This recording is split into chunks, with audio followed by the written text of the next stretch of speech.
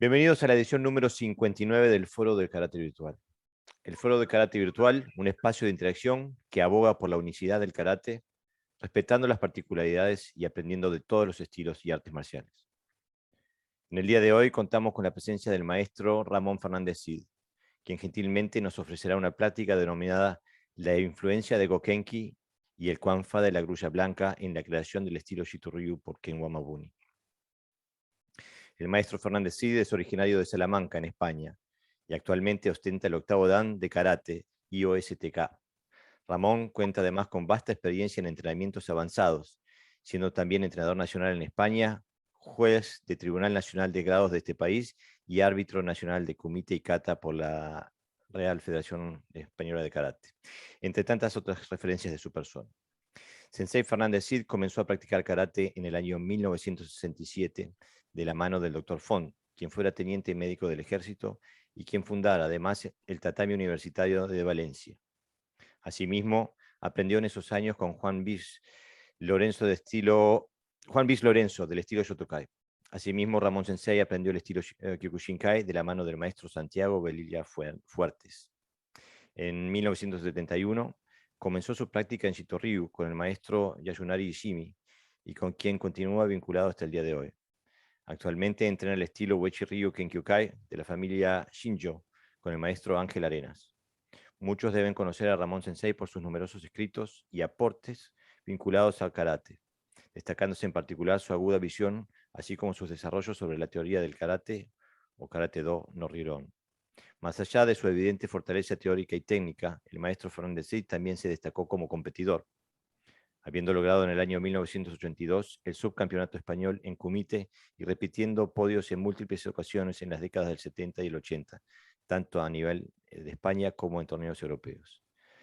Ramón Sensei, muchas gracias por darnos esta oportunidad y acompañarnos con su visión de karate y del mundo hoy en Karate Virtual. Estamos infinitamente agradecidos por su presencia y nos disponemos a escucharlo con toda nuestra atención.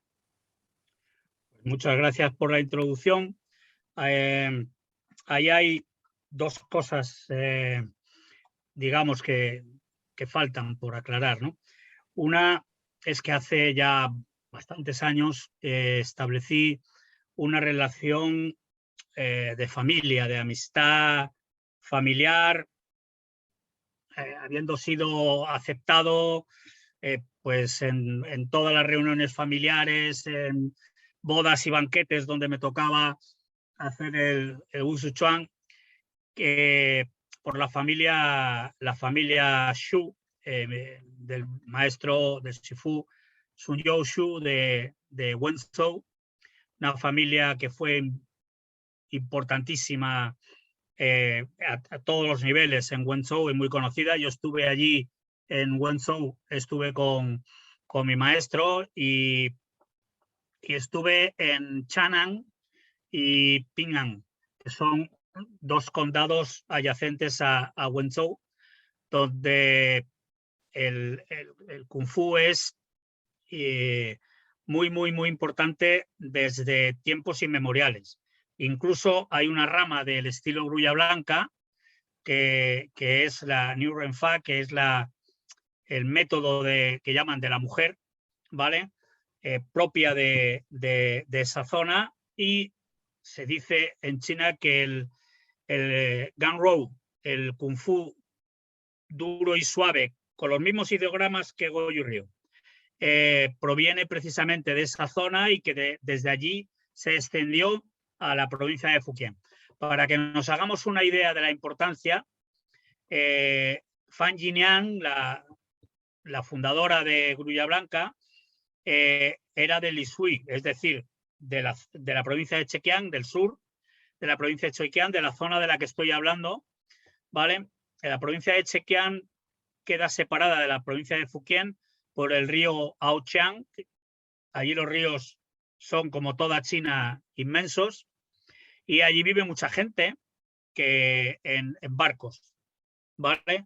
Entonces, ahí hay una serie de estilos propios que se llama Wu Sichuan o 5 animales, que fueron creados precisamente para el combate en en o desde los barcos, ¿no?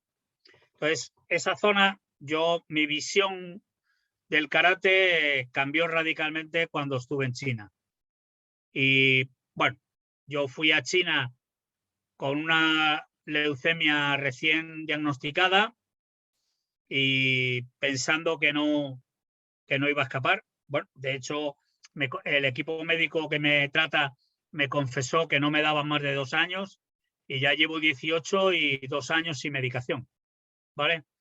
Bueno, eso, en esos años en los que hubo épocas en las que no tenía fuerza ni para ponerme los pantalones, empecé a caminar, a salir, caminar, poco a poco fui recuperando fuerza y al final acepté la invitación que me había hecho Ángel Arenas para entrenar con ellos Uechi Ryu, donde está también el maestro Fujita, que es noveno dan de Gensei Ryu, y éramos los dos blancos en Uechi Ryu.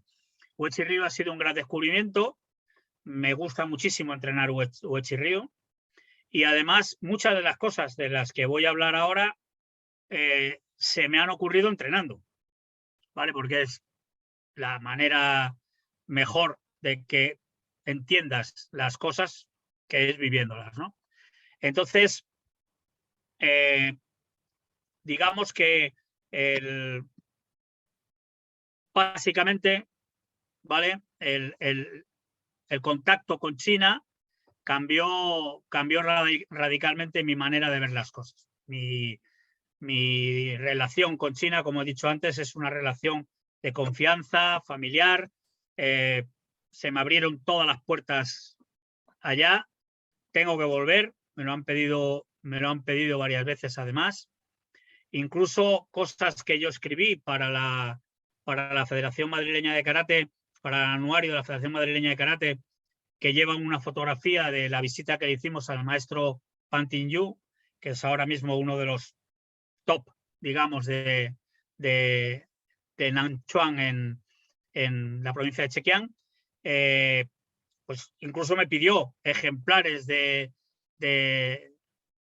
anuario y hay una relación muy buena. Con el maestro Pan Ting-yu, la idea es crear una asociación que permita que cuando hay que investigar algún tema que no tenemos claro en China, sea a través de él y a través de la asociación de Wushu de la provincia de Chekiang y del Nanchuan, que es su base, ¿no? Esencial. Entonces, el futuro, espero poder desarrollar esa asociación, en la cual ayuda muchísimo mi maestro y toda la familia, porque cuando hay un libro que me interesa, me lo consiguen, y muchas cosas, ¿no? Entonces, eso ha sido esencial para poder digamos, llegar a determinadas conclusiones. Yo hace, no sé, 20 años o quizá, porque el tiempo corre muy deprisa, un día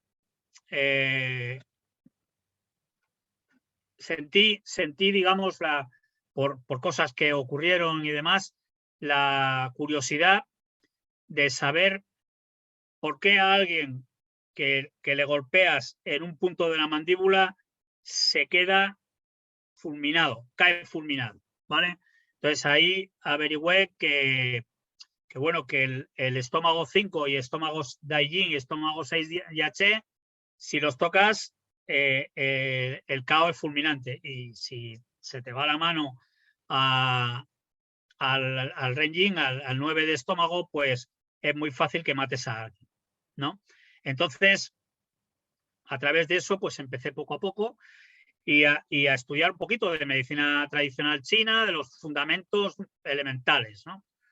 Y un día, estudiando sobre el maestro Mabuni, veía que el número 5 se repetía continuamente en todo lo que él había desarrollado. Y se me ocurrió que muy probablemente eso se debiera a que el maestro Mabuni usaba la ley de los 5 elementos como base teórica de ello. Me puse a investigar, entonces me di cuenta que las 5 formas de defensa, cada forma de defensa corresponde a un elemento de la ley de los 5 elementos. Lo siguiente fue coger los Pinan Hokei Kumite y darme cuenta de que dentro de cada Pinan Hokei Kumite están las 5 formas de defensa. O sea, ¿por qué razón siempre en un Pinan Hokei Kumite había una esquiva? Todos, cada uno de los 5. Y sacando, digamos, el ovillo, pues me di cuenta de que cada forma de defensa correspondía con la ley de los 5 elementos y que en cada Hokei Kumite de Pinan estaban precisamente las 5 formas de defensa y que además las técnicas del Hokei Kumite seguían el ciclo de creación de la ley de los 5 elementos. ¿Vale? Yo me centré en el kata más fácil de analizar, que es el que aquí en España y en Europa se le llama Pinan Sodan y que normalmente es el Pinan Nidan original, ¿vale? Entonces, ahí me di cuenta de que todas las técnicas de ese kata tenían como eje de la defensa al hombro, mientras que en el Pinan Sodan original del maestro Itosu tienen al codo, una buena parte de las defensas. En las defensas del Pinan Nidan o Pinan Sodan, como lo llamemos, vamos a llamarle Pinan Sodan para entendernos, todas las defensas tienen como eje el hombro y pudiéramos decir en todas sus variantes, ¿vale? Porque si uno comienza con un ageuke y sigue el movimiento, termina con un uchi otoshi, ¿ok? Y con un uchi gedambarai. Realmente había una correlación, ¿no? Entonces, al estudiarlo, pues vi que efectivamente el Pinan Hokei Kumite del Pinan Sodan tenía las 5 formas de defensa agrupadas específicamente en la secuencia de la ley de los 5 elementos. Eso no podía ser algo aleatorio, es decir, ahí hay una base sobre la que se fundó para crear ese Pinan Hokei Kumite y en consecuencia, si esa base, si el Pinan Hokei Kumite tiene todos esos elementos dentro, es porque el que desarrolló el Pinan Hokei Kumite los conocía. ¿Vale? ¿Dónde o cómo los aprendió? Pues es difícil decirlo, ¿vale?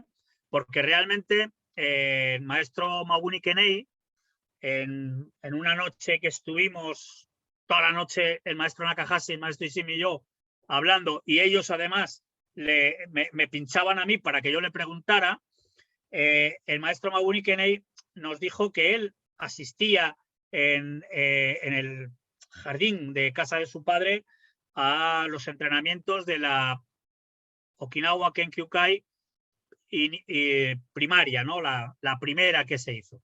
Y claro, allí hubo mucha gente muy variada, de diferentes estilos y de diferentes sensibilidades de aquella época. Y hay que tener en cuenta también que el maestro Mabuni entrenó con Aragaki Seiso, que le podía perfectamente haber enseñado la teoría. Pero mi opinión es que eso se produjo a través de Gokenki. Primero porque Gokenki era un practicante conocido del estilo de la grulla blanca, y la grulla blanca se basa esencialmente en el primer trabajo que escribí yo. No conocía todo esto y pensaba en el Shinji Chuan y en la gente que fue a aprender al Guo Ziyang a Pekín, pero no. Mi convencimiento actual es absoluto sobre que a Ken Wamaguni le enseñaron las bases de Grulla Blanca, las 5 manos, o sea, las manos de los 5 elementos, los ciclos de creación y destrucción, etcétera, etcétera. Y la prueba de que él tenía ese conocimiento es que lo plasmó a través de las formas de defensa. Si lo dejáramos ahí, que fue el trabajo que yo hice en su día, ¿vale? Pues bueno, está bien, se basaba en la ley de los 5 elementos. Si empiezas a escarbar en el estilo escritorio, te vas dando cuenta de que eso sale mucho más a menudo de lo que en principio parecía, pero hay, aparte de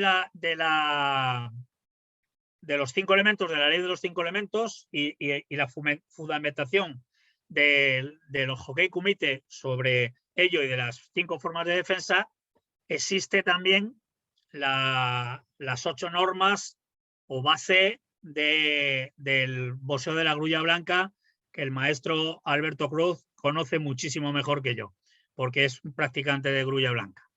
Entonces, ahí, si analizamos bien esto, a mí, entrenando Uechi Ryo, he podido identificar muchísimas veces, porque además yo entreno de pareja siempre con el maestro Fujita, entrenamos juntos, y entonces muchas veces cuando se me ocurre se lo digo sobre la marcha para que no se me olvide. Y he visto que dentro de Uechi Ryu pasa igual. Hay muchas de las, me imagino que todas, pero yo he podido identificar muchas de las normas, de las 8 normas de la grulla blanca en ello. ¿Ok? Pasando, me quedé hace unos días sin computadora porque Windows 10 tiene un problema que es nuevo y resulta que me instalaba una contraseña que yo no había puesto y he estado los últimos 10 días sin ordenador y me hubiera gustado hacerlo, lo que estoy hablando, plasmarlo en un PDF y poder compartirlo, pero prometo hacerlo y espero que en algún momento podamos hacer otra charla en la que entremos con mayor profundidad, especialmente sobre el kata Juroku. Y hay una cuestión.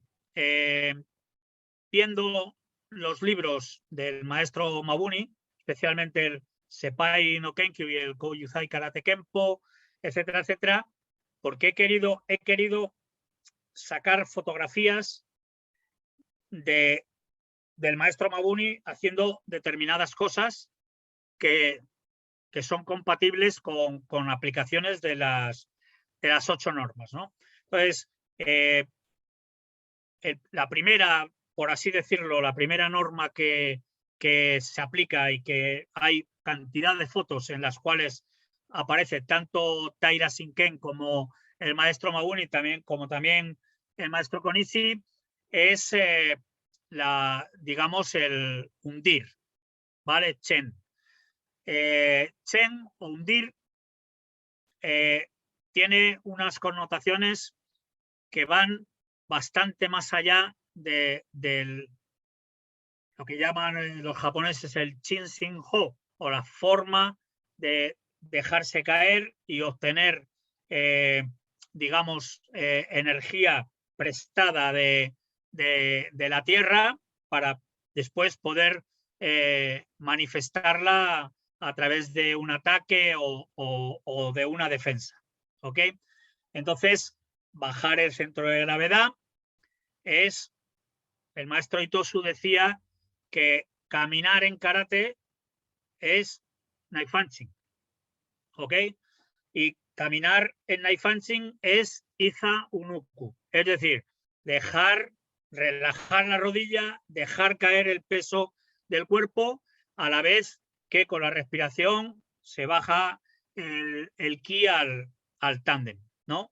Es decir, se hunde el ki, se hunde el peso del cuerpo, muchas veces se bajan los hombros, se meten los codos, todo eso corresponde al principio Chen o principio hundir, ¿no? Dentro de Sitorio está en muchísimas técnicas que el maestro Mabuni ha mostrado. Y en katas, pues como he nombrado antes, Seipai, Seiyenshin, etcétera, etcétera. O sea, dejarse caer hacia Shikodachi, por ejemplo, y golpear con el puño en Shikodachi, esa es una técnica, una aplicación del principio hundir. ¿Ok? Hay muy diferentes formas de hacerlo, ¿ok? Muchas, o sea, es muy variado. Yo he encontrado buscando sobre ello, he encontrado cantidad de ejemplos de la aplicación del principio hundir. Muchísimas. El siguiente principio, que es una forma de aplicación del principio hundir, por ejemplo, que se emplea mucho en Uechi Ryu. Si uno mira el kata Kanshiwa meramente con Wauke y Seikensuki, pues se está quedando con digamos, la superficie. Si uno ve Meotode, Wauke, Tsukami, Hikiyose y después el golpe, está aplicando el principio hundir. ¿Vale?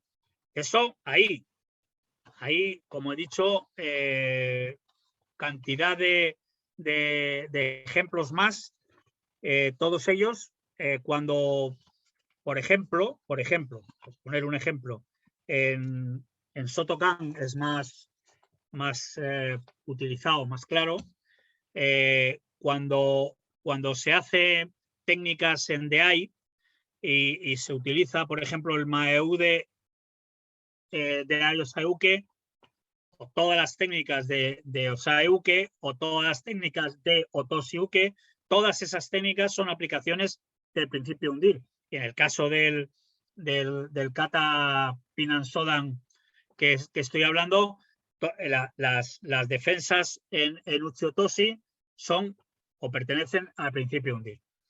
Hay una cuestión que es importante y es que si queremos ver compartimentos estancos, ¿vale? Va a ser difícil. ¿Por qué? Pues porque en muchos casos lo que vamos a ver son, digamos que combinaciones de varios principios en una técnica, no solo una técnica y ya está, y ahí me quedo quieto, sino que en la evolución ahí se combinan varios de esos principios, igual que se combinan a veces varias formas de defensa. ¿Ok? Realmente el siguiente principio del que hablamos sería en contraposición al principio Chen, sería el principio Fu, que es el de elevar o ascender. ¿Ok? El principio Fu se usa muy habitualmente, se utiliza para desenraizar al adversario. Es decir, no solamente si yo hago el wauke de Pasai, estoy elevando al adversario. Todas las técnicas que yo haga de manera ascendente pertenecerían al principio Fu, en japonés le llaman Fusun-ho, pero todas aquellas técnicas que yo realice para sacar al adversario de su raíz, ¿vale? Para romper su enraizamiento, son técnicas del principio Fu. como repito, el maestro Alberto Cruz lo podrá decir mucho mejor que yo, que conoce Grulla Blanca mejor que yo. Pero yo he visto esto, incluso, por ejemplo, en los Yakusoku Kumite de Uechi-Ryu, se practica perfectamente con ese fin. Es decir, se entra hacia el adversario para desenraizarlo. También, en cierta medida, la Sotoshi Waza, cuando empujamos hacia al adversario para desenraizarlo, para quitarlo de su capacidad de movimiento sobre el suelo, pues estamos aplicando el principio. Pues hay, como he dicho antes, hay muchas cosas, ¿no? Antes, cuando hablaba del principio hundir, que se me había pasado nombrarlo, yo he escrito unas cuantas cosas inspirado por el Kendo, el Kenjutsu y el Iaido. Yo practico, aunque ahora mismo lo tengo parado y tengo muchas ganas de volver a ello, el Iaido de la escuela de una Koryu que se llama Suyo Ryu, ¿no? Y Aikenpo. Entonces, en el Kenjutsu se habla de un principio que dice, se llama la Sansapo, o 3 muertes. Mata el arma de tu adversario, mata la técnica de tu adversario y mata el ki de tu adversario. Bien, esas 3 formas, si las aplicamos al karate, serían o corresponderían al principio hundir, ¿vale?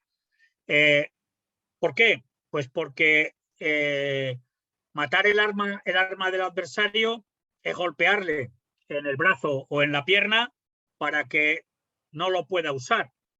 Y a la vez eso mataría su capacidad técnica, la técnica que está desarrollando.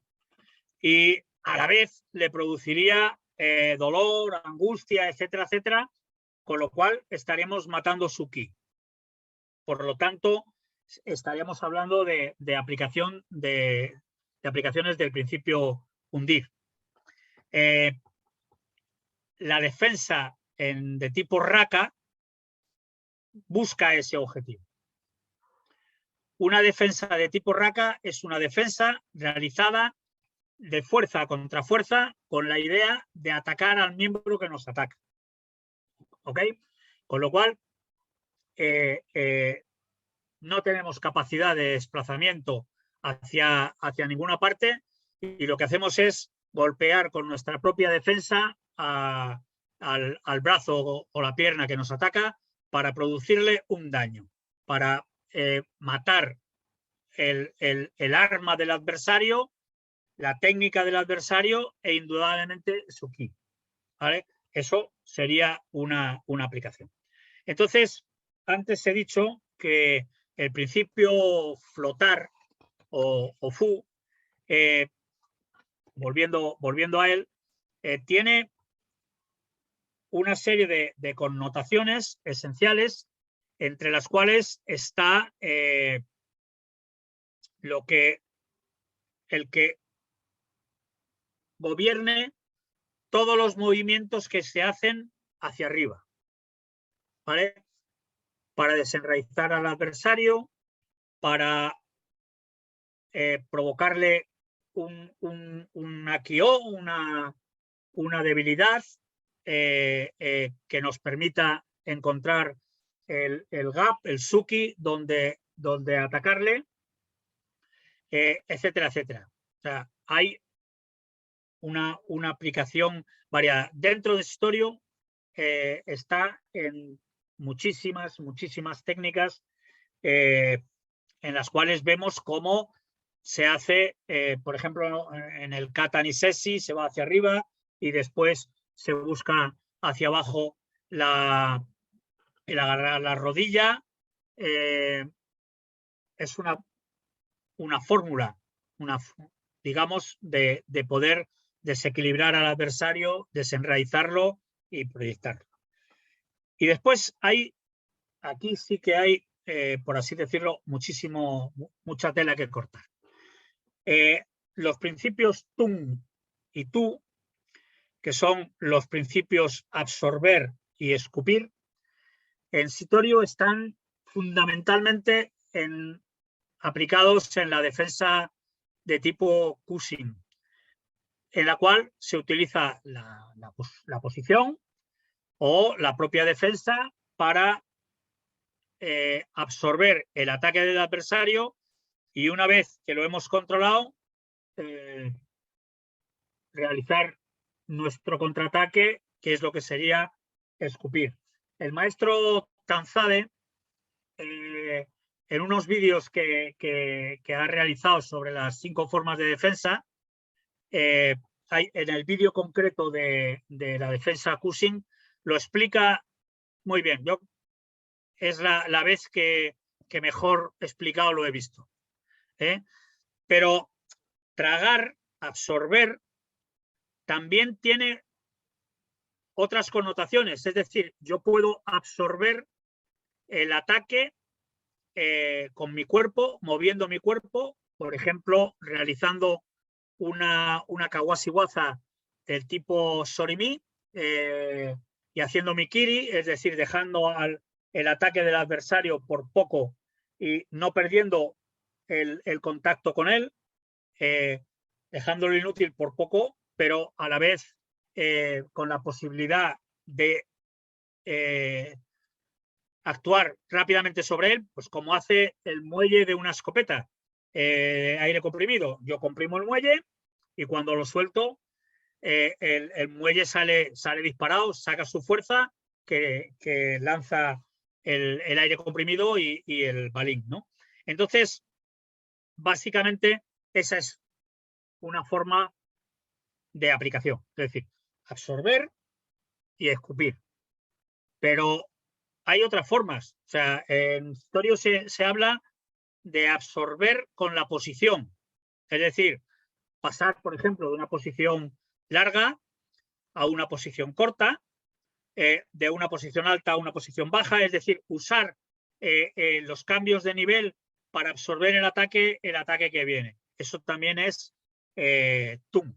Y hay otra cuestión que yo le he estado dando muchas vueltas, y es que cuando hablamos de Nagashi, en realidad en Nagashi lo que hacemos es absorber el ataque del adversario canalizándolo fuera de nosotros.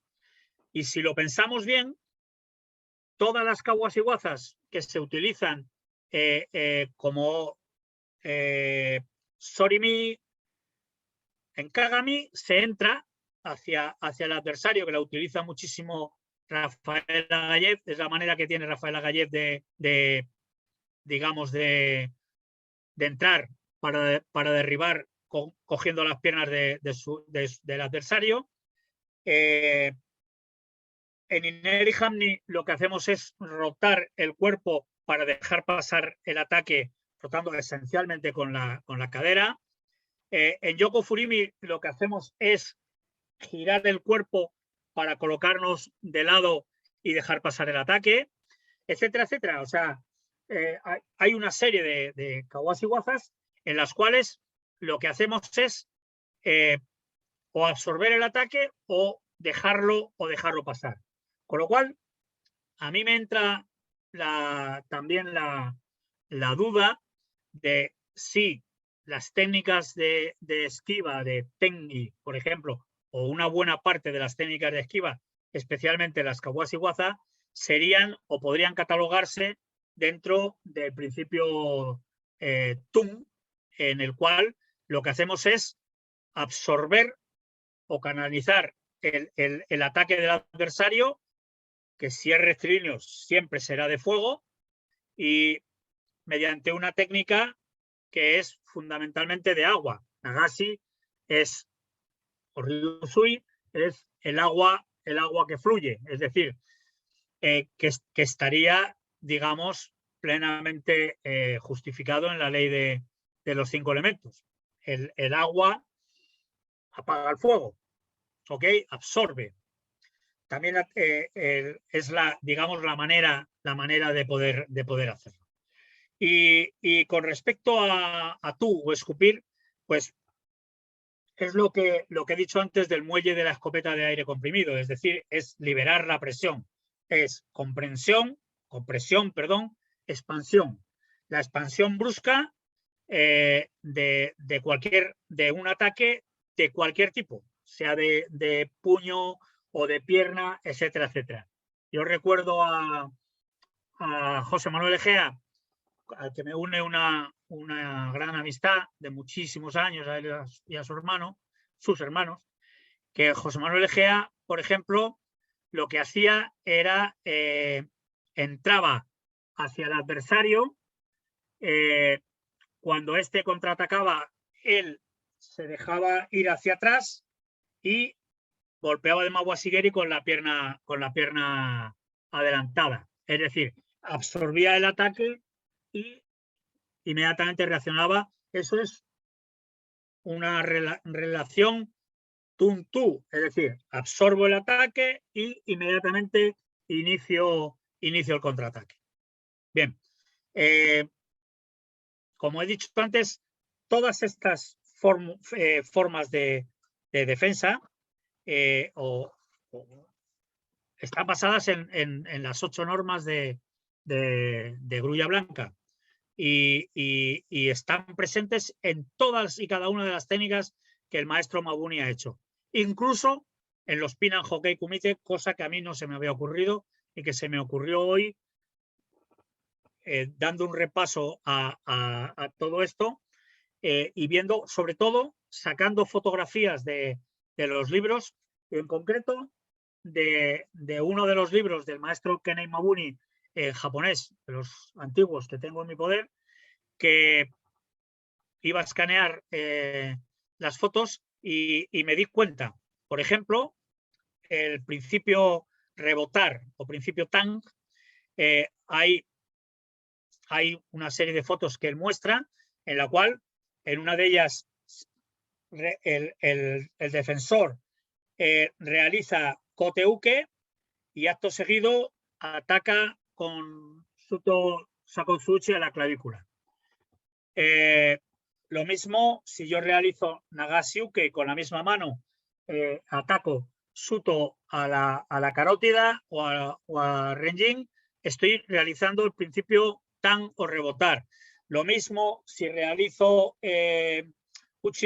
Yoko Uchi como en Storio y seguido Seiken, estoy haciendo ese mismo principio. O en el Pinan Sandan, cuando realizo defensa con Katauke o defensa o Ijiuke y seguido meto Suki como hace el maestro Mabuni Kenei, porque a nosotros el maestro Sushikawa, que tenía una cierta influencia porque él iba a enseñar kata a los clubes de Shotokan a petición del maestro Funakoshi en sustitución del maestro Mabuni, nosotros hacíamos defensa Ijiuke y acto seguido Uraken Yokumawashi Uchi. Da igual, yo defiendo y golpeo con la misma mano. Eso es el principio tan o rebotar. Bueno, pues si le damos vueltas y cogemos la imagen que todos tenemos de los katas de Pinan, pues nos daremos cuenta de que eso está en unos cuantos de los katas de Pinan, en otros muchos también, pero y en las aplicaciones. ¿Ok? Entonces, otro principio, por ejemplo, que es el de Swai, que es el lanzar, ¿vale? En el principio lanzar o Swai implica la utilización de técnicas de Gyaku-waza y de técnicas de Nage-waza, ¿ok? O sea, todas las técnicas de Gyaku-waza o Nage-waza pertenecen al principio Swai. Anda que no hay en lo que nos enseñó el maestro Mabuni técnicas de Gyaku-waza en todos los katas, especialmente en los de Najate, ¿vale? Pero también en los de Surite. En el propio por ejemplo, el Pinan Sandan, cuando hay el escape del agarre, ahí tenemos la técnica de Gyaku-Waza, la aplicación, pero también tenemos la técnica de Fusegi-Waza, de salida del agarre.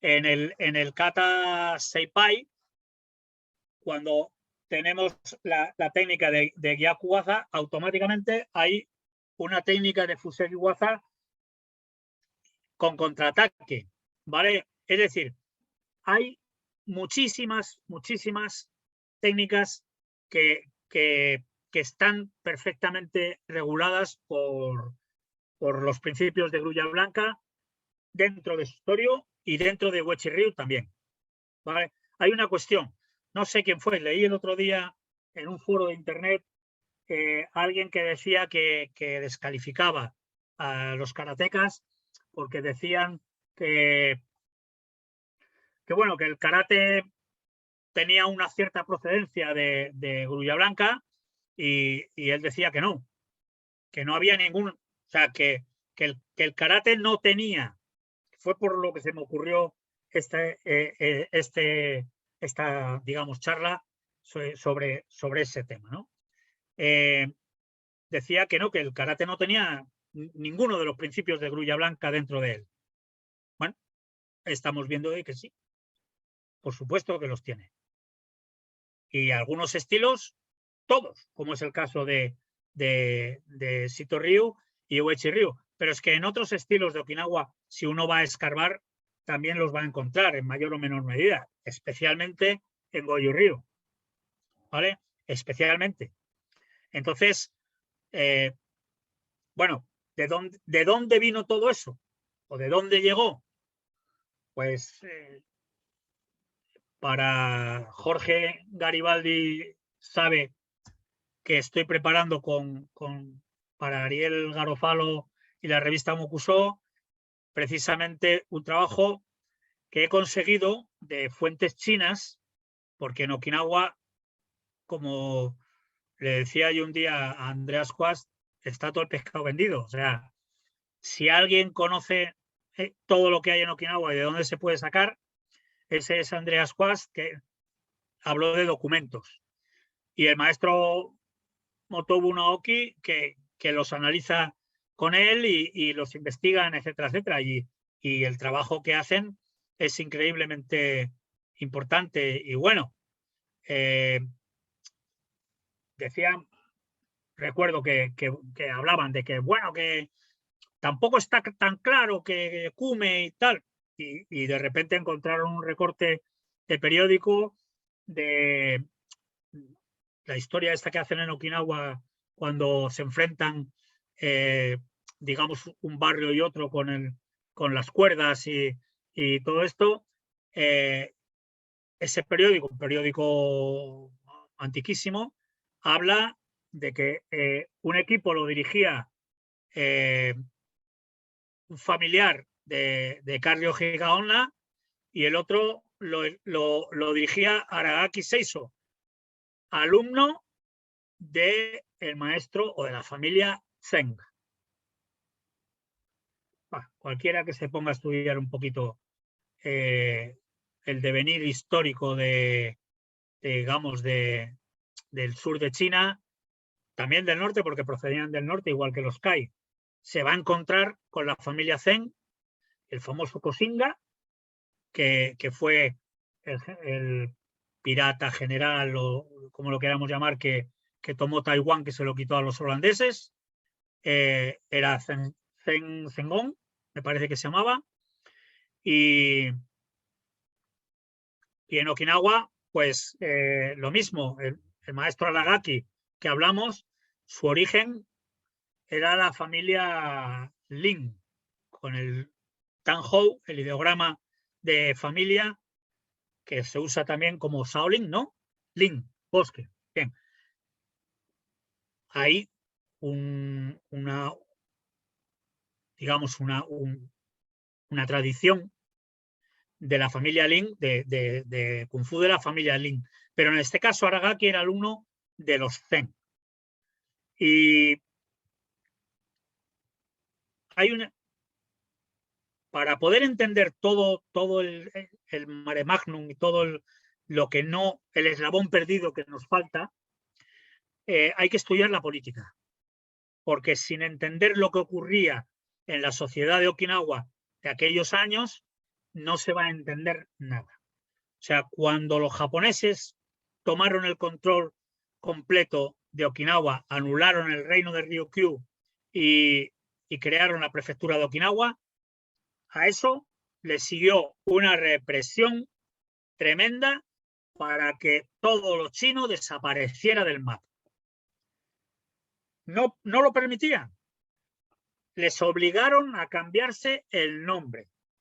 O sea, las familias no se llaman como aparecen, o sea, no se llamaban, perdón, como aparecen ahora. Entonces, si vamos a estudiar el origen del Tanjo familiar de una serie de apellidos actuales, nos daremos cuenta que son de origen chino. La mayor parte, o sea, una parte muy importante de los maestros de karate que hemos conocido, sus antepasados salieron de Kumemura, de Fukien, de Chekiang, eran de origen chino. Y, por ejemplo, la paradigmática familia Koyo, Kogusuku, Koshiro, etcétera, etcétera, eran los Kai. Y todavía uno va a China y se encuentra el Kai Yakuan, que es un estilo familiar que lleva el Tanjo, el ideograma de los Kai por bandera. Kai Yumin, por ejemplo, que fue el fundador en la provincia de Chekiang, precisamente donde estuve yo, en la zona de Chanang, que se escribe Kangnan, pero en el Cenamín se pronuncia Chanang, que algo nos debería de mover a pensar, y si esto tiene algo que ver con el Chanang del que se habla en Okinawa, un náufrago y tal. Pues bueno, desde Chanang se exportaba a Okinawa. Yo estuve en una mina que era de la familia de un amigo nuestro allí, que lo que existía para purificar el agua y con lo que hacen los dim sum, los churros, etcétera, etcétera, para hacer la masa, se llama sulfoluminato de potasio, alunita, y se produce allí en Chanang. Y yo estuve en la mina viendo registros de exportaciones a Japón a través de Okinawa. ¿Vale? Pero también la porcelana de Celadón, los vinos de Shaoxing, las sedas, las armas de Longchuan. Es decir, la provincia de Chekiang es la provincia, fue una de las más ricas, por no decir la más rica de China, y de allí se exportaba mucho. ¿Qué ocurre? Que siempre se habla solo de Fukien. ¿Y por qué se habla de Fukien? Porque Chekiang y Fukien y Taiwán pertenecían al virreinato Ming-tse, que normalmente estuvo a veces en Fukien, en Fuzhou, y a veces en Wenzhou, pero más veces en Fuzhou, en Fukien, que en Chekiang. Entonces, todo el tema administrativo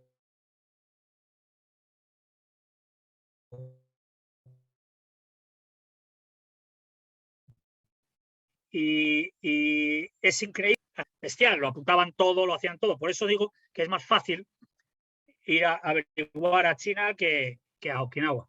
Entonces, toda la burocracia, toda la administración se llevaba desde el virreinato.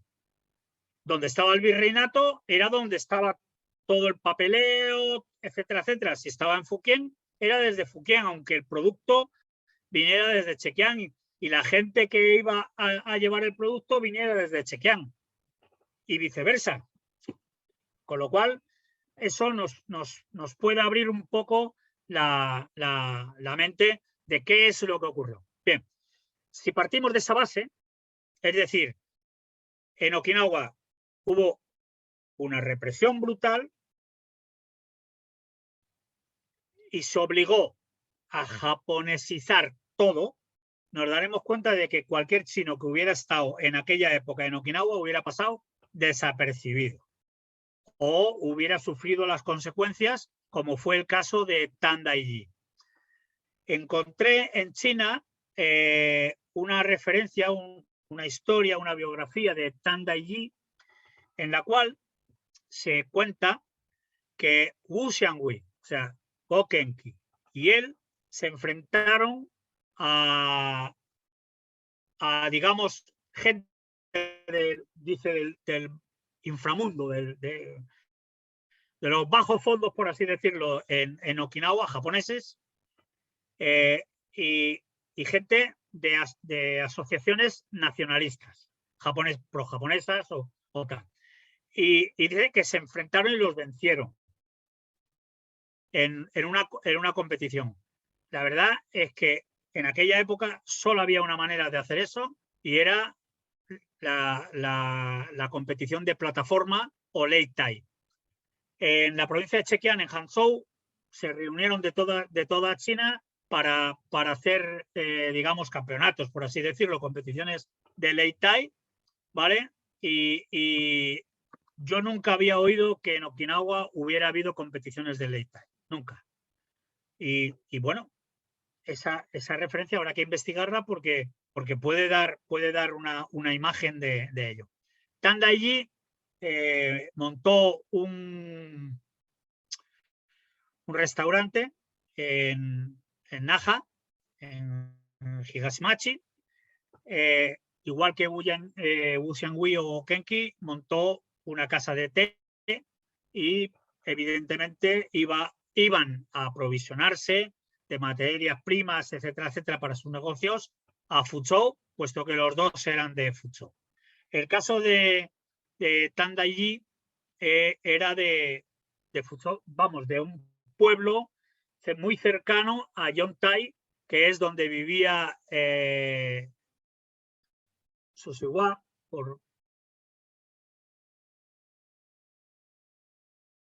que así lo entenderemos todos, aunque lo identifican como maestro de Hu Sun Chuan, el mismo arte que aprendió Kanbun Uechi, y de Wu Su Chuan, 5 ancestros. Y ambos enseñaron en las dos fases, sobre todo en la segunda fase de la Okinawa Kenkyukai Tou de Jitsu. Los dos han quedado difuminados por lo que digo, pero está clarísimo que tuvieron una influencia decisiva sobre los maestros de Okinawa. Ahí estaban Choyu Miyagi especialmente. Choyu Miyagi viajó unas pocas de veces a China acompañado de Gokenki, una de ellas hasta Shanghái, a la famosa escuela Tsinghua, y allí, de hecho, hay un Kakeyikum que firmaron todos ellos, los responsables de la escuela Tsinghua, y Gokenki, a Danilla, que me parece que era el alumno de Gokenki, que fue con él, porque Gokenki realmente tuvo 4 alumnos directos, y lo demás fue enseñar en el Okinawa Kenkyukai. Bien. Disculpe, Ramón, lo interrumpo un momento. Acá hay un interesado en hacer una pregunta, le podemos dar lugar a Pimentel Sensei.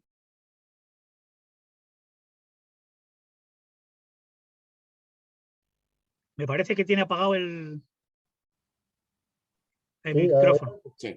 No, más que nada, Sensei, antes que me gustaría hacer un impasse en lo que usted estaba relatando, y lo quiero a lo mejor abrigar con una charla que tuvo el otro día en podcast el Sensei Garibaldi con Gerardo Valves, y que a lo mejor podría ser usted más específico, porque dado que la política, como estamos viendo ahora, marca siempre 2 territorios muy adversarios en cuanto a sus pensamientos o principios fundamentales. Yo creo que en esa época los principios que estaban divididos por el pensamiento de Ito Sensei y el pensamiento de los que eran pro-chinos. en eso se había identificado la práctica de Karate-Do. No sé si estoy equivocado o si usted puede fundamentar más. No, en absoluto, eso es correcto. Por cierto, Perdón, disculpe la leí un interrupción. trabajo de Sensei Pablo Scursi sobre eso mismo, que lo leí hoy, no lo había leído hasta ahora, que dice precisamente eso y lo explica además con todo lujo de detalles. Recomiendo ese trabajo porque lo explica muy bien. O sea, como fue. A ver, a Tandai le quemaron la casa y el restaurante y se tuvo que volver a China por haberse enfrentado a las bandas nacionalistas japonesas y demás. Ahí hubo dos grupos, ¿vale? Por ejemplo, el maestro Yoshimura Chomei, me parece que era, o Yoshimura Udun, que lo conocemos como Príncipe Yoshimura, que fue el que le habilitó a Kanryo Higaonna el que pudiera ir a China. Kanryo Higaonna pertenecía a la familia Hong, era una familia de origen chino también.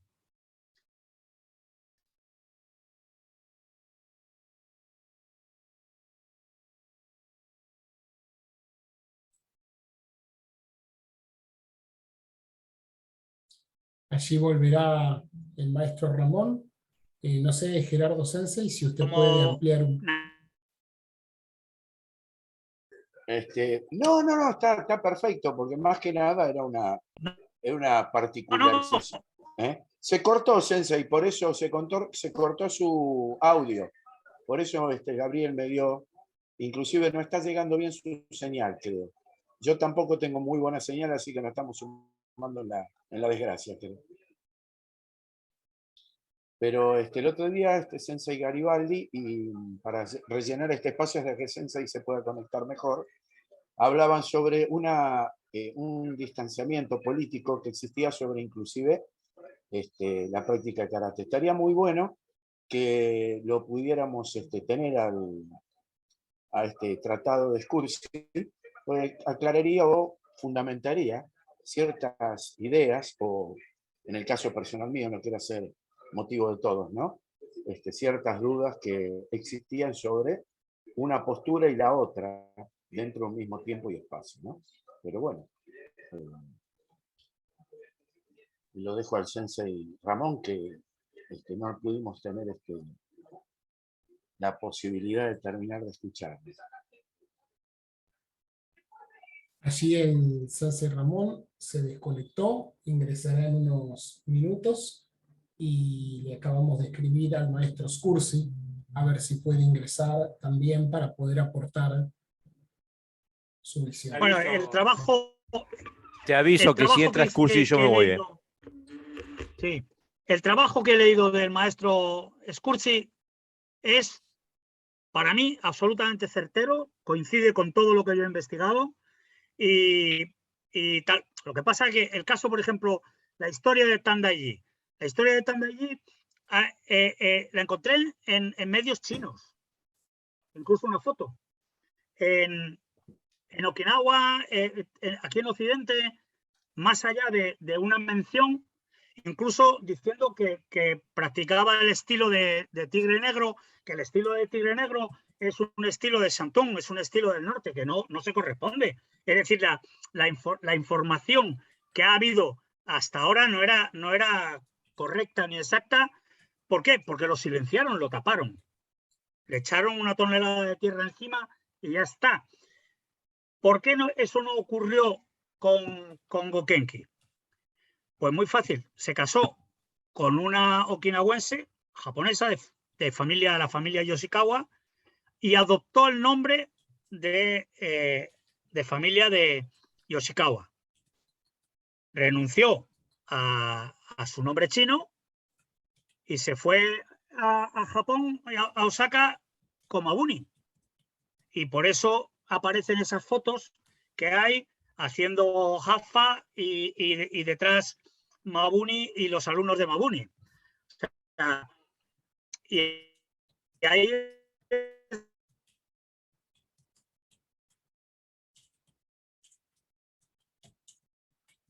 donde lo que me da a mí para hacer la de Grulla Blanca.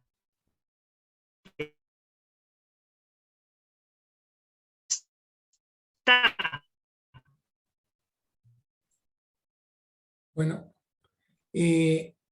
a ver, si fuera posible, no sé si el maestro Alberto Cruz. Un momento, por favor.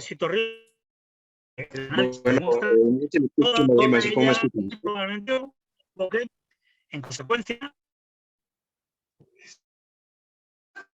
¿Me escuchan bien? Adelante. Ok, miren, nada más precisiones sobre lo que está comentando el maestro Ramón. Voy a empezar con los 5 elementos.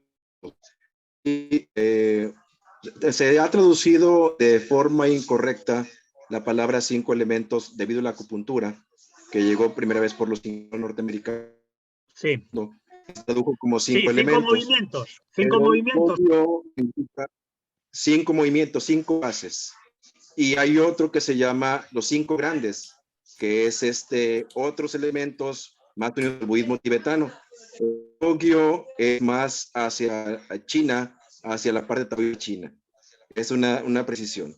La otra, comentando ahorita, aprovechando el tiempo, es que el maestro que dijo que el karate Grulla Blanca fue Ron Goningan, el maestro de Kung Fu, pero él se refiere al karate deportivo, no se refiere a los estilos. El karate tiene los principios de Grulla Blanca, pero los tiene reinterpretados. No son exactamente como hacen los chinos, obviamente. Son una forma diferente de verlos. Entonces, este comentario fue sacado de contexto en un momento y le ha llovido mucho al maestro Goningan desde ese entonces. ¿Sí? Otra cosa ya para terminar, maestro, decirle que siga adelante. San Sapo en chino se dice puente, chiao. Es el puente que atraviesa hacia el oponente para llegar a tocar su arma, su técnica y su ki. Así es como se usa, es el mismo concepto. Gracias, maestro, disculpe, continúe. Adelante, Ramón Sensei, si puede habilitar su micrófono nuevamente, por favor. Gracias. Alberto, hay una cuestión que está clara. Todo viene del mismo lado, o muy parecido, ha evolucionado y demás, pero está claro que el origen de la mayor parte de las cosas está en China. O sea, eso yo no tengo la menor duda. Pero en el caso concreto de Okinawa, si uno estudia la historia de Kumemura, porque en Kumemura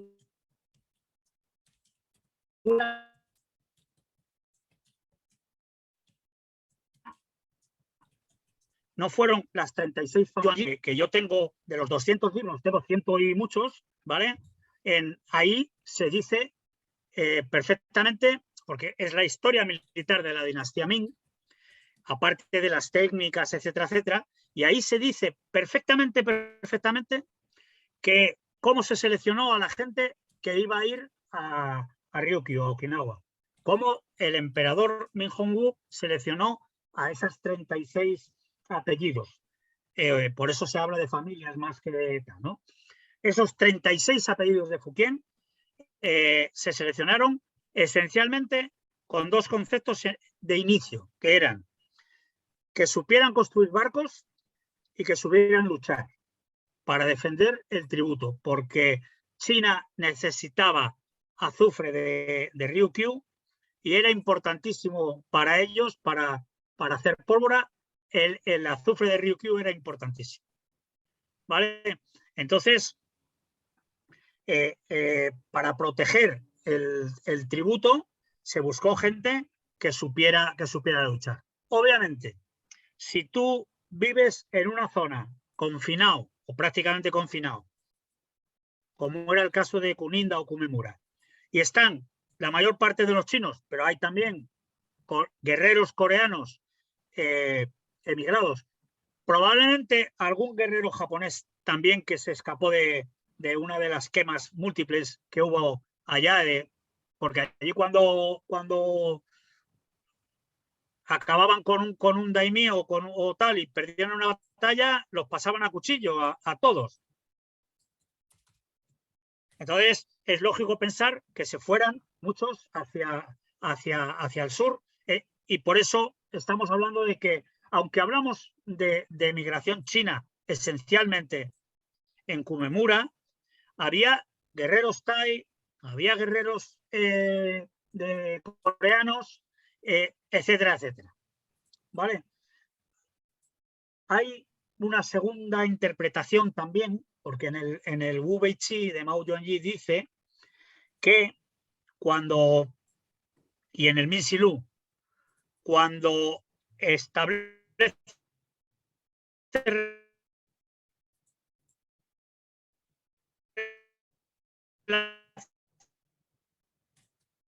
relaciones diplomáticas, por así decirlo, ¿vale? Cuando establece esa relación de vasallaje con China, lo primero que hace es enviar a su hermano con un ejército a luchar a Tailandia en apoyo de la dinastía Ming. A ver, si iba un ejército a pelear contra otros ejércitos y los chinos lo recibían bien, sería porque sabían pelear y no precisamente mal.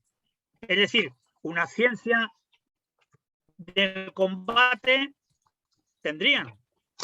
Y estamos hablando de cuestiones militares, ¿vale? Y de aquella se peleaba con armas y se peleaba sin armas y se entrenaba el cuerpo, etcétera, etcétera, sin armas, y después se aplicaba a las armas con bastante frecuencia. De hecho, se ha hablado mucho de que los enviados al Guozhiyang, tanto en Nankín como en Pekín, como en Fujian, en las digamos, diferentes sedes que tuvo,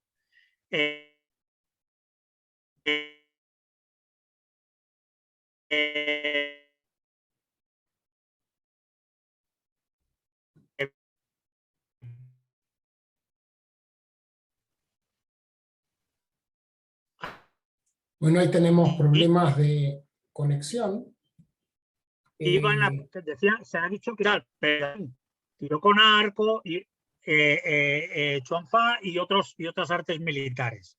Es decir, no solamente se iba a estudiar administración pública. Durante mucho tiempo, todos los Ryugakusei, todos los becarios que fueron, por ejemplo, a Pekín o tal, procedían todos de Kumemura. Eran todos de origen chino, todos. Hasta que en un momento determinado cambian y empiezan a mandar una parte de Kumemura y otra parte de Suri. Y es cuando empiezan a ir todos la clase, gente de la clase Shizoku y demás y tal, empiezan a ir a China a estudiar. Y al final ya, cuando estaban los japoneses dentro y todo y tal, solo mandaban gente de Suri, que sería cuando fue Masumura, porque Masumura se habla de que estuvo en el Guozhiyang. Es lógico pensar que Masumura, si tenía un estatus dentro de la guardia de palacio, etcétera, etcétera, y en Pekín los estilos que más se practicaban, o sea, grulla blanca, muy poco. Se practicaba Xinji, se practicaba Baji, sí, se practicaban estilos del norte, no estilos del sur. Con lo cual, por esa razón, se habla de que el karate tiene un totum convolutum, tiene influencias diversas, no solo de grulla blanca, y eso con seguridad que es cierto. Pero hay que tener en cuenta que Kanbun Uechi era amigo de Tandai-ji. Lo dice la biografía de Tandai-ji en Okinawa. Y después Kanbun Uechi se va para China. Y curiosamente va al dojo que tenían los Kai, Koyo en el Rouyuanji, en Fuzhou, y acto seguido se va al condado de Yongtai, que es de donde procedía Tang Daiji. ¿Casualidad? Esas cosas rara vez son casuales, ¿vale? Y como él otros, por ejemplo, Nakaima. Nakaima, según ellos mismos hablan, entrenaba en Kumemura con el jefe de la guarnición china, porque había una guarnición de militares chinos en Kumemura. Y dada la habilidad que tenía, etcétera, etcétera, le habilitaron, según la web de Ryuhei Ryu, para ir a la academia militar en China. Y allí fue de donde sacó libros, etcétera, etcétera, que la familia Nakaima todavía conserva. ¿Vale? Ramón Sensei, no sé si Alberto Cruz tiene intención de ampliar o contestar esto que está desarrollando Fernández Cid.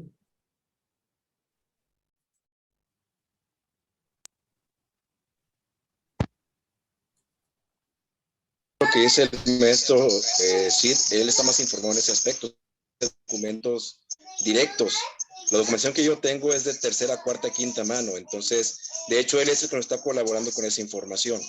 En el aspecto chino, lo único que puedo decir es que Wu Xinhui o Gokenki sí fue un practicante del estilo Minji Chuan, el estilo de la grulla que canta. Pero no era un practicante de alto nivel. Él aprendió con un maestro chino, no me acuerdo ahorita el nombre, que era practicante de este sistema, pero practicaba otros sistemas más. Entonces le enseñó a Gokenki en su juventud una combinación de sistemas. Gokenki se casó en Okinawa, ¿es correcto? Una japonesa, y sus hijas fallecieron, 2 de ellas, una quedó viva, y está la familia todavía viviendo en Taiwán. Es la información que yo tengo respecto a eso. Sí, es la misma que tengo yo. De hecho, que hay una línea, o sea, celebran muchísimo a Gokenki en Taiwán. Hay una línea que procede de su hija. Mira, Alan Mordesky perdonen un momento. Sí. Bien, en esta pausa que estamos. Una pregunta, Carlos. Quería hacerle, ya que está el sensei Alberto, y que ha hecho una aclaración muy, pero muy interesante con respecto al tema Gogenki. Yo tengo una duda, y creo que en algún momento que está muy bueno que Ramón ahora en este momento se introduzca en esta pregunta que voy a hacer, porque quizás entre los dos puedan darme una respuesta a lo que les voy a preguntar. Este libro, que es toda una enciclopedia, se llama Fukian Wushu Konsu Ziyi. Y en este libro vienen todos y cada uno de los estilos de Fukien con su historia. ¿Vale? Estamos con Justin Lavas de California y yo, estamos ahí aplicándonos duramente al libro para traducirlo. Llevo 20 y pico páginas y tal, pero vamos a terminar traduciéndolo entero, como he traducido otros, ¿no? Porque hoy en día se puede. ¿Vale? Ramón Sensei. Sí. Perdón, no, la interrupción mía es más que nada para detener el tiempo y la charla en un punto que es muy interesante, dado que están los dos, Alberto Cruz y usted, para tratar de ver el tema de Nepai y Nipai Po.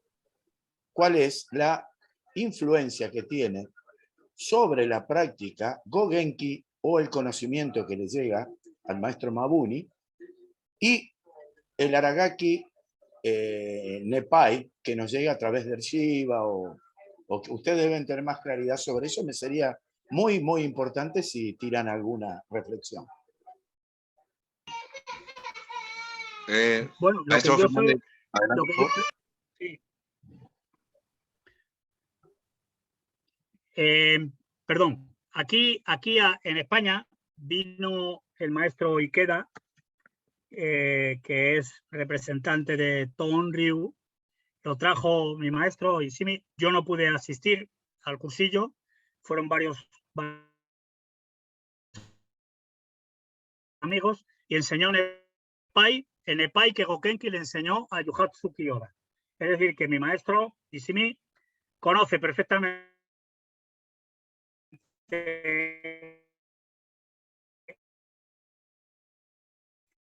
el Nepai de Kiyoda, que se supone que es el original de Gokenki, y yo Nipaipo lo aprendí con el maestro Mabuni Kenei y también con el maestro Tsushikawa, que nos corrigió cosas, dio cursillos sobre ello y demás. Pero bueno, está claro que Nipaipo es una modificación, no es el Nepai. Eso Alberto me imagino que lo corroborará. O sea, Nepai, si hay un kata que se parezca, según dicen, al original de Gokenki, es Nepai. Nipaipo es una modificación. Además, Alberto conoce perfectamente el kata que se realiza, las 28 constelaciones o los 28 pasos, o dependiendo de cómo lo llamen, porque hay varias maneras de llamarlo, ¿no? Pasa igual o muy parecido con Paeppuren. El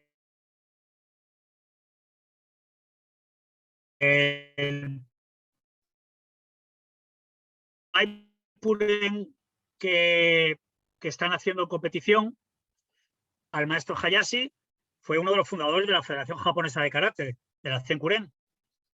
Y se lo enseñó y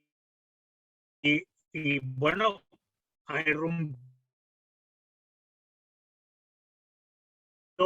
y tal, pero no tiene mucho que ver, por ejemplo, o de otros tal, el Papuren o Paipuren o Haporen, como le llamaban por ahí también, es un kata respiratorio en cierta medida y más parecido a Sanchin, o incluso una derivación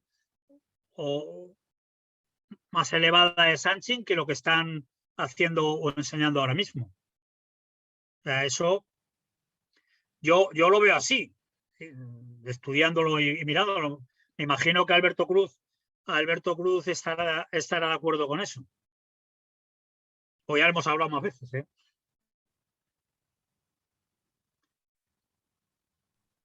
Bien, hay una persona que está esperando para hacer una consulta, una pregunta, creo que es Alan Mordesky, desde Israel. Adelante. Bueno, hola a todos. La mayoría ya nos conocemos hace tiempo. Yo me formé en Uruguay, en Shotokan, y bueno, ahora vivo en Israel hace ya 16 años y entreno aquí también.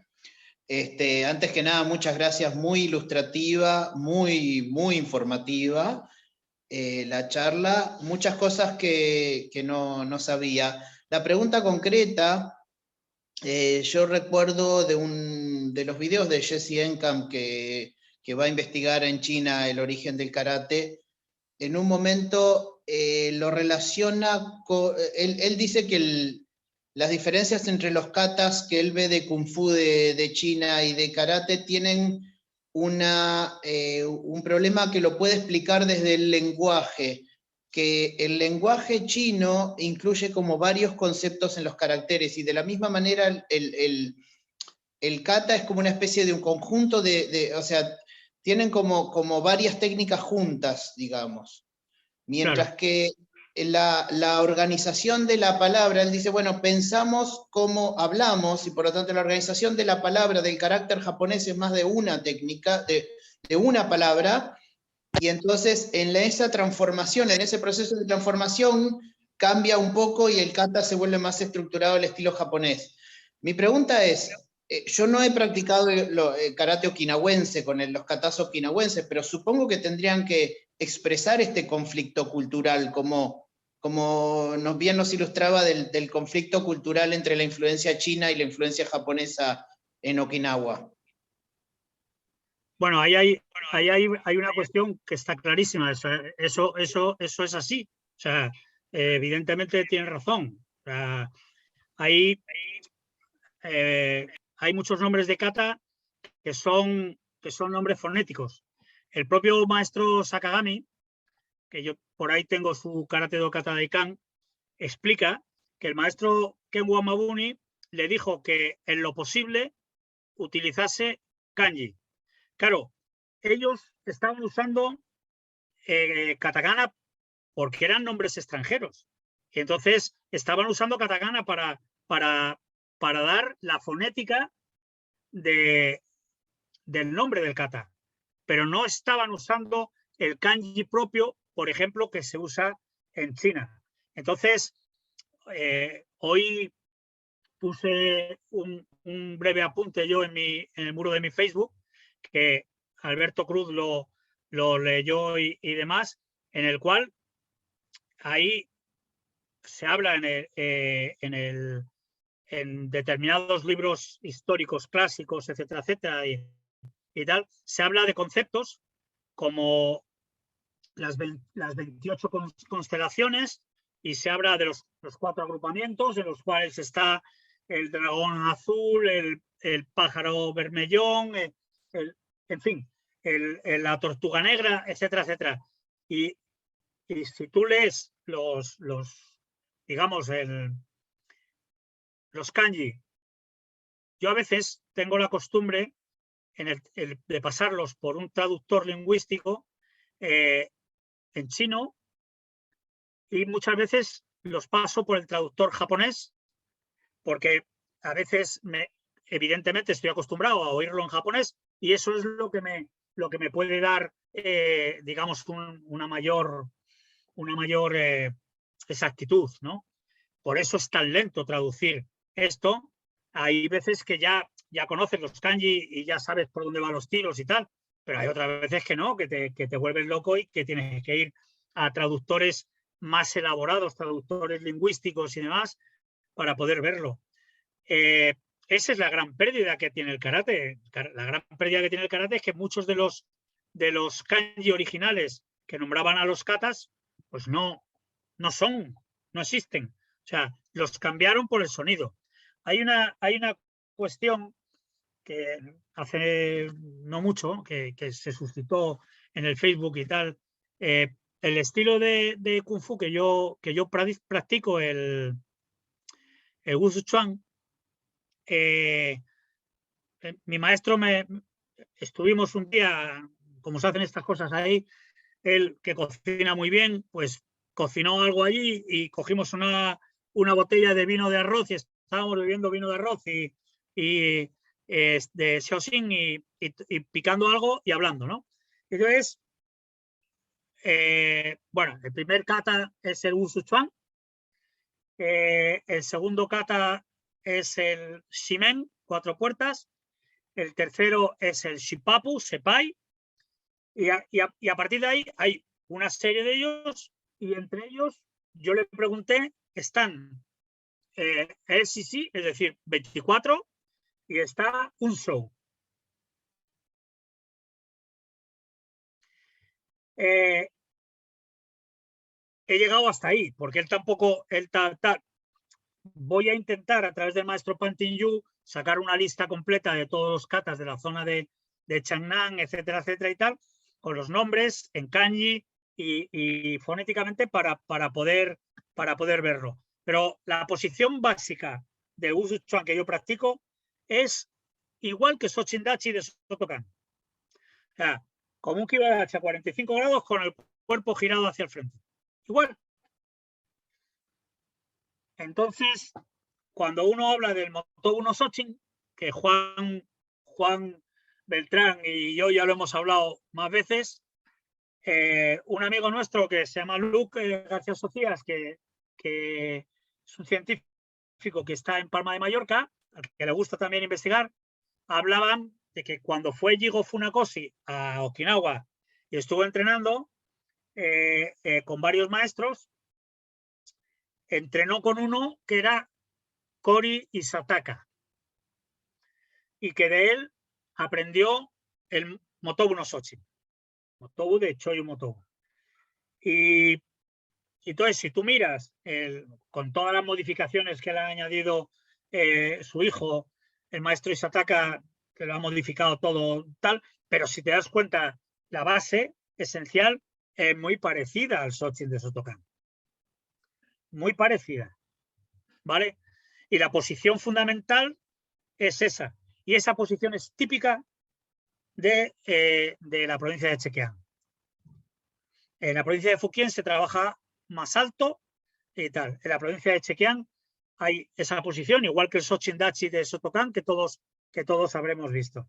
Bien, Kori Isataka, si uno revuelve un poco, cuando en Okinawa la cosa estaba complicada, que hubo una hambruna tremenda, que eso tampoco se dice, y mucha gente emigró, ¿vale? Cuando se hace la prefectura de Okinawa, los okinawenses estaban fritos a impuestos y el gobierno japonés no les daba cancha, por así decirlo, hizo muy pocas inversiones ahí. Entonces, Anbun Tokuda, Shotoku Kian y Kori Isataka se fueron a Taiwán a trabajar.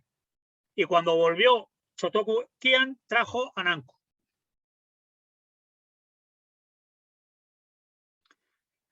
O sea, hay una tendencia que he visto en algunos grandes de esto, en despreciar a determinadas maestros y demás, no sé por qué. A Kori Isataka, y lo mismo a Tsuyoshi Chitose.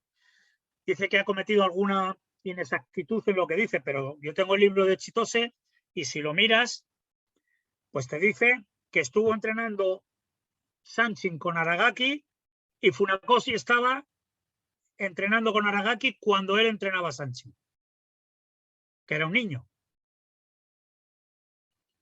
Y el resto de katas te dice cada uno de dónde salió. El León salió de, no me acuerdo ahora, de Hanashiro, me parece. Una serie de katas de Aragaki Seiso, salieron unos cuantos de los que tenéis Chito Ryu y demás. O sea, entonces, Andreas Quast y el maestro Motobu Naoki, poco menos que despreciaron a lo que dice Chitose, ¿vale? Lo cual tampoco me parece muy lógico, no sé. Para mí que era una persona muy respetable y fue un gran maestro de karate con una línea que sobre todo en Canadá es muy importante y demás. Pero cuando yo nombré como referencia a Chitose, me dijeron que no, que lo que dice Chitose que no tiene sentido. Vale. Soy Ramón. Alberto Cruz quiere agregar algo más. Si estará mal. Encantado. Bueno, reforzando lo que dice el maestro Fernández.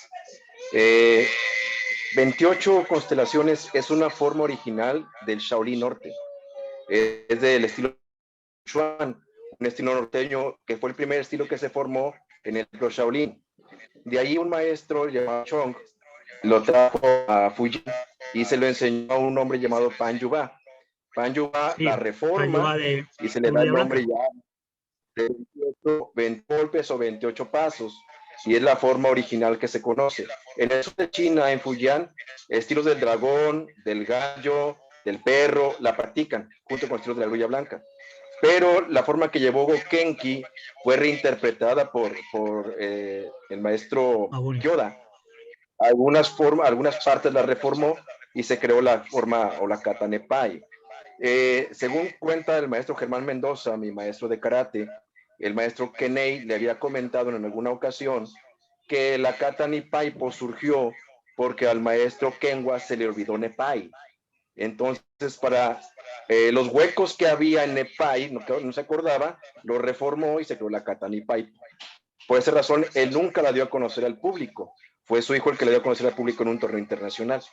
Entonces, trae partes, trae secuencias de la forma original, pero obviamente no es lo mismo. Y aquí quiero aclarar algo también respecto a lo que decía el maestro Alain. El Kung Fu de la grulla blanca, en el karate japonés o en el karate okinawense, lo denominamos como una kata o como katas. Y aprendemos la secuencia, y aprendemos el movimiento, y aprendemos la forma de hacerla. Sin embargo, nos queda o nos gana el sistema que traemos. Y si yo hago Shotokan y aprendo un Hakutsuru con la forma del Shotokan, porque los principios de grulla no los entrené la kata, no los. Se cree que aprender Kung Fu ese es el problema, ese es el problema. Sí. Aprender Kung Fu creen que es aprender secuencias, no. La secuencia es para reforzar los principios que se tienen que aprender. Grulla blanca son las 5 manos, son las 6 manos clave o Rokishu que vienen en el Bubishi, son también los base, las 8 normas, son las 8 manos, secciones de mano, y también los 28 golpes. Sin eso, no hay grulla. Por más que se aprendan secuencias, Japón le van a aprender y hacerla, le van a hacer como Shotokan, como Shorin Ryu, como Goyo Ryu, pero como grulla no la van a poder hacer porque no conocen los principios de la grulla. Afortunadamente tenemos un libro, los karatecas nos auxilian esos principios, que es el Bubishi. El Bubishi es un libro de grulla blanca. Tenemos el Bubishi, atendemos los principios del Bubishi, entendemos cómo se maneja. De hecho, Japón, en el Bubishi, viene escrita cómo se debe trabajar. Y Haporen es una creación de un maestro que fue el esposo de la cadena de la grulla blanca, que juntó la forma Sansha, que la forma Sansha era una forma de entrenamiento, como ya lo habíamos platicado en una ocasión, con la forma Shimen o 4 puertas, el dragón, la tortuga, lo que comentó el maestro Sid, los junta y se crea la forma o la kata Haporen, Babulian en chino. La forma que se está enseñando actualmente en competición no es Haporen, no es la tradicional. Es una variante de un maestro llamado Sai Shoko, un maestro taiwanés que enseñó esa kata al grupo del maestro Hayashi, allá por los años 50, 60. El maestro Hayashi la aprendió y la mantuvo en reservada. La sacó en competición el maestro, se me fue el nombre del maestro, Enrique Usami la sacó de competición, pero no es esa la forma tradicional. Vaya, no es que no sea grulla, se llama Yoshimi Inoue. Sí, se llama estilo grulla de la montaña, el estilo que forma el maestro Sai Shoko. Todavía existe en Taiwán. ¿Sí? Era lo que quería agregar más. Gracias. No, completamente de acuerdo con lo que ha dicho. Me parece que el maestro al que se refiere, porque tengo yo el Bubishi de él, y viene Haporen, es el maestro Tadaiko Tsuka, que fue muchísimo a Okinawa y a China, y vino mucho a Europa, lo trajo Roland Habesercer, y junto con el maestro Tsuneyoshi Ogura. Con respecto al Haporen, hay una versión que está hecha por la interpretación de Patrick McCarthy, y que es de Iken Tohatsu, algo así, que es la forma diferente al Haporen que yo conozco, y que he visto hecha por competencia, totalmente distinta. Nada que ver. Sí. Bueno, a ver, el maestro McCarthy tiene toda la experiencia del mundo y muchos kilómetros encima, y puede permitirse el lujo de hilar conocimientos de aquí y de allá para intentar sacar digamos, una cosa más coherente, ¿no? Pero bueno, a ver, Babulian o Haporen, ahora mismo, si uno tiene interés, hay maestros chinos de Ming-He Chuan actuales, de líneas puras de Ming-He Chuan y tal, que lo hacen. Y uno lo puede ver e incluso lo explican. Es decir, explica, por ejemplo, los principios vibratorios y todas estas cosas, porque tiene razón lo que dice Alberto Cruz. Grulla blanca es bastante complicado. Hay 5 estilos de grulla blanca diferentes que tienen evidentemente sus diferencias, y no es tan sencillo, y nosotros los karatecas simplificamos bastante, pero eso no quita para que, por ejemplo, el caso del maestro Ken Wamabuni se inspirara en esos principios para hacer cosas que hizo, como las que he explicado, ¿vale? Yo eso lo tengo como bastante claro, y tengo un trabajo pendiente que es el análisis de Juroku desde este punto de vista, ¿vale? Analizándolo desde el punto de vista de la ley de los 5 elementos o 5 fases y de las 8 normas. Yo tengo la intuición de que no estoy equivocado y que efectivamente está todo ahí. Mi opinión es que Juroku es el kata más redondo de Ken Wamabuni.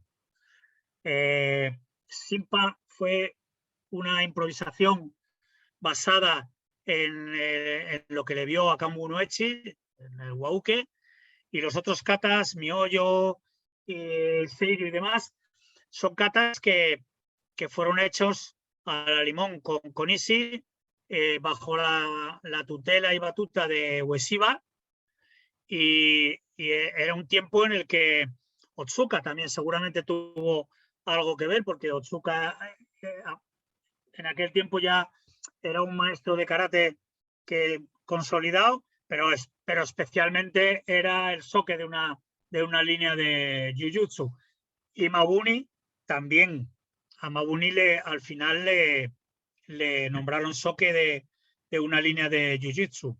Y si lo vemos, y por ahí está Lizardo Muniello, que tiene más información sobre este tema, porque él fue alumno del maestro Yuichi Negishi, y el Manzo Iwata aprendió, Mabuni mandó a Manzo Iwata entrenar con Fujita para aprender el Sato Ryu Kenpo y el Nanban Sato Ryu Kenpo, y también la familia, o sea, Negishi tenían me parece, corrígeme si me equivoco, Lizardo, que tú lo conoces mejor el tema que yo, tenían la línea de Jiu-Jitsu de la familia Hasegawa, a la cual el clan al cual pertenecía el maestro Negishi, ¿no?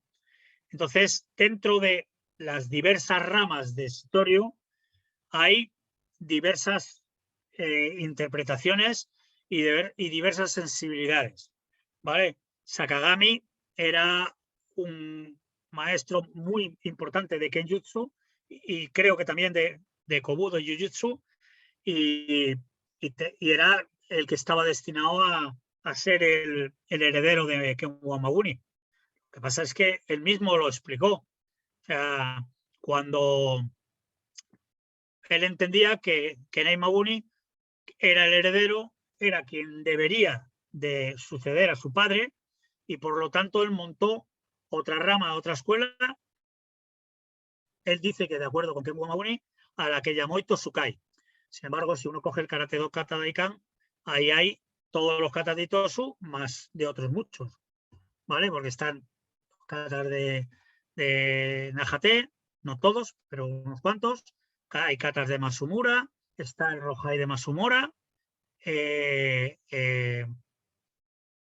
Shotsin, Isesi, Unsu, en fin, hay unos cuantos katas más.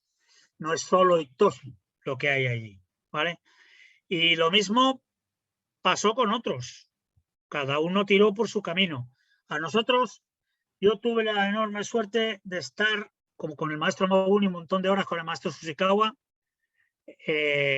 Ishimi de traductor, y yo preguntándole y él contestándole a todo lo que yo le pregunté.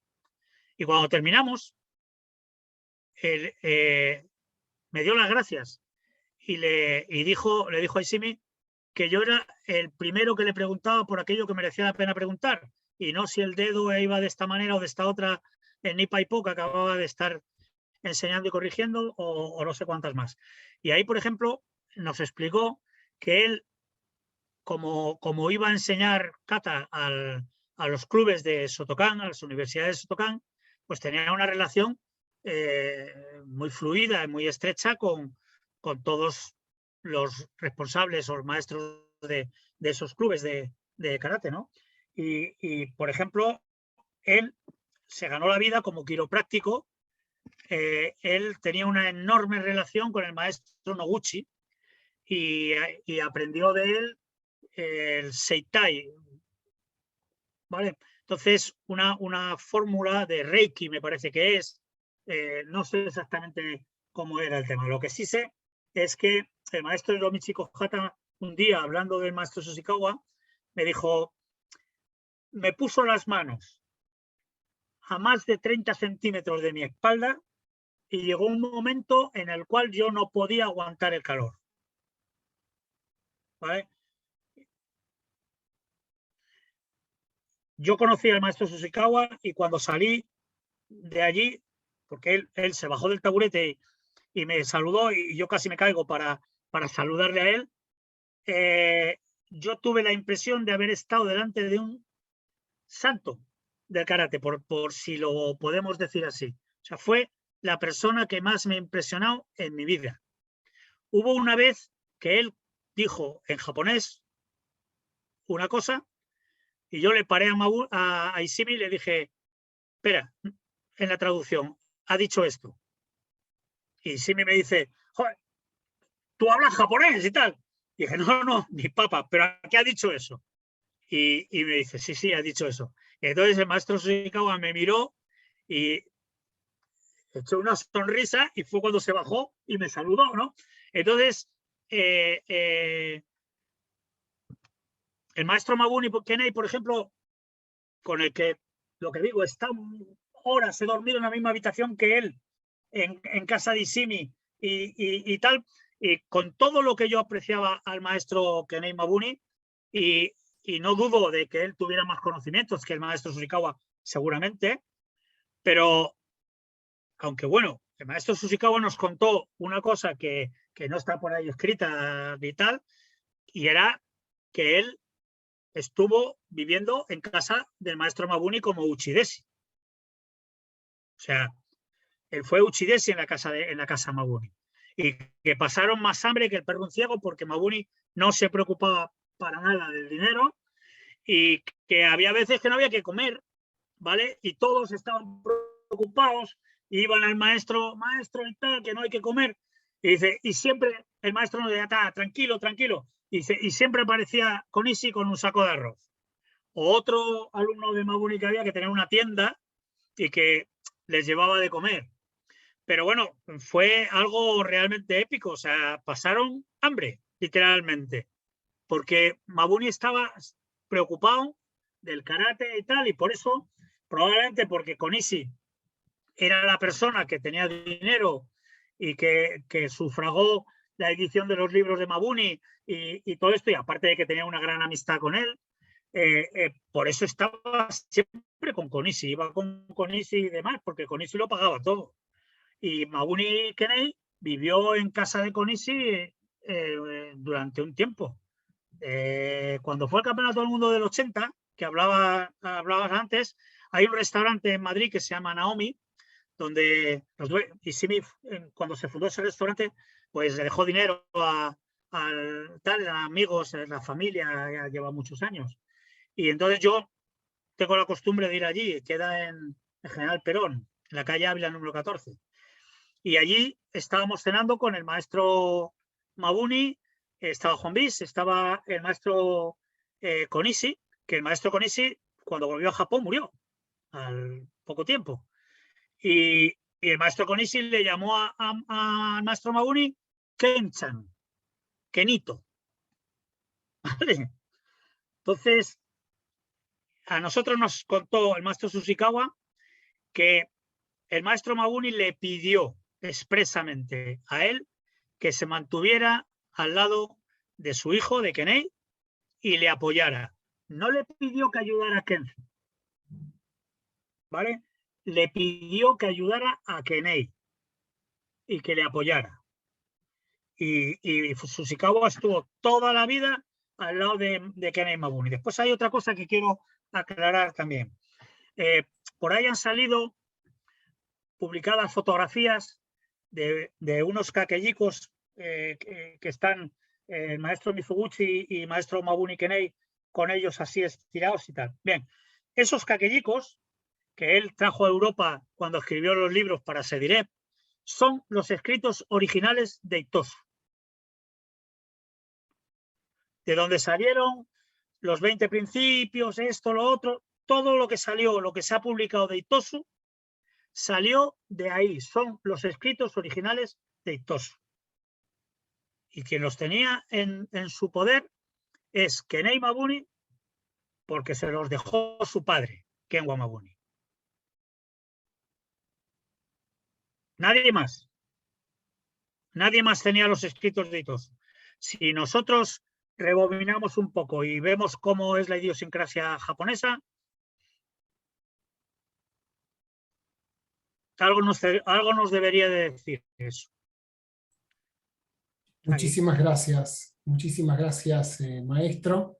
Realmente ha sido una charla riquísima. Ahora está reingresando el maestro Gerardo Pimentel para realizar el cierre de la reunión del día de hoy de Karate Virtual.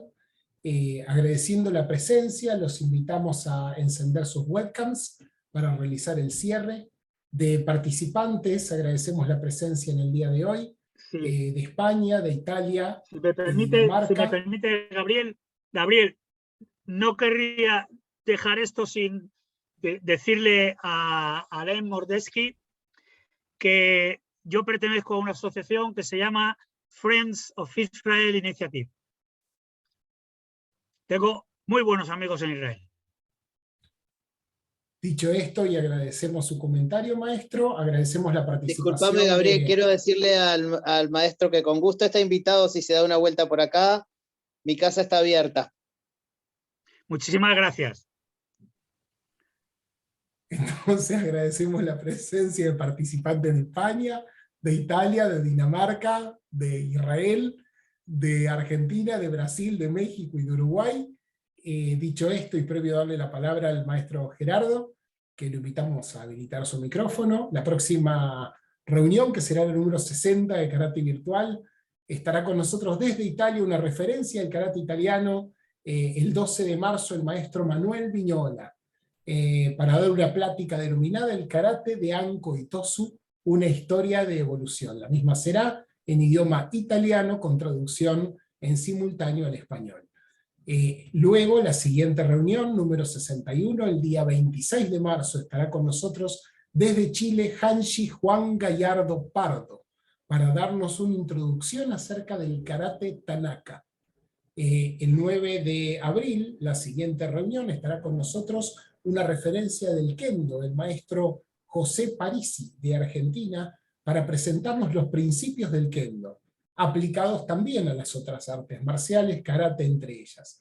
Y finalmente, para no agotar, estará con nosotros el 23 de abril, gentileza de la maestra Vilma Giannini y del maestro Jorge Mendoza, desde Australia, en vivo y en directo, desde Adelaide, Australia, Hanshi Genaro Maya.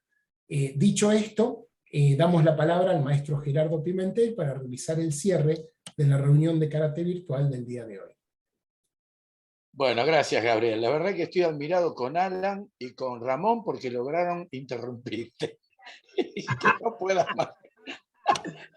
Iba a pedir disculpas por ello, ¿eh? Iba a pedir disculpas por ello. No, pero fue esto que eran los anales del registro del karate. A ver, no quería que hubiera el cierre sin habérselo dicho.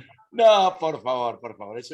Es una pequeña broma. Bueno, de más está más que agradecer a ti, Ramón, por esa generosidad literal que nos une a todos los que practicamos karate, y que desde tu fuerza empírica y el amor que tienes por todo esto, logras entusiasmarnos, sonreír y relajarnos, que es lo más importante, el sonreír y el relajarse haciendo de esta manera karate.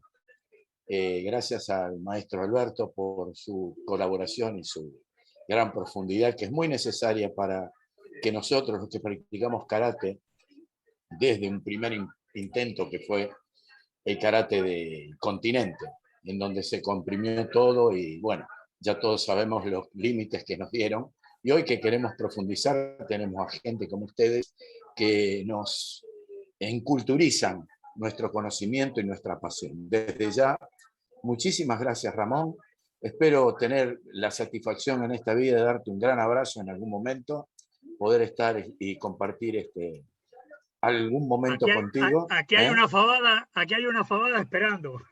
Bueno, igual que con el maestro Alberto y cada uno de los que están acá, porque somos parte de uno de todos. Y les agradezco tanto, tanto, tanto que abonen este espacio, que es un espacio para todos aquellos que van a seguir a lo mejor esta pasión que dejamos nosotros enraizada. Y que desde ya les vuelvo a agradecer a ustedes dos, que son un motus para toda esta disciplina que con tanto amor abrazamos. Muchísimas gracias a ustedes. Un aplauso al maestro Ramón Fernández Cid por la maravillosa plática. Gracias, Ramón. Muchas gracias. Gracias, Ramón. Gracias, Ramón. Muchas gracias.